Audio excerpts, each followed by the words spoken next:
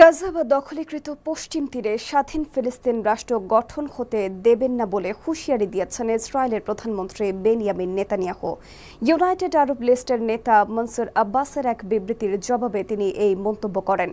এই খবর নিশ্চিত করেছে টিআরটি ওয়ার্ল্ড। এর আগে ইসরায়েলের আরব অধ্যুষিত তাইবে শহরে দলের সাধারণ সম্মেলনে মনসুর আব্বাস বলেন, ফিলিস্তিন ইতোমধ্যে স্বাধীন রাষ্ট্র হিসেবে বিদ্যমান এবং বিশ্বের অধিকাংশ দেশ একে স্বীকৃতি দিয়েছে। ইসরায়েল ও যুক্তরাষ্ট্রের উচিত আনুষ্ঠানিকভাবে ফিলিস্তিনকে রাষ্ট্র হিসেবে স্বীকৃতি দেয়া। আব্বাসের এই আহ্বানের তীব্র বিরোধিতা করে নেতানিয়াহু বলেন, তিনি যতদিন প্রধানমন্ত্রী হিসেবে দায়িত্বে আছেন ততদিন ইরানের নিয়ন্ত্রণে ফিলিস্তিন রাষ্ট্র তৈরি হতে দেওয়া হবে না। আগামী 27 অক্টোবর ইসরায়েলের পার্লামেন্টের নেসেট নির্বাচন সামনে রেখে নেতানিয়াহুর এই কঠোর অবস্থান সামনে এলো।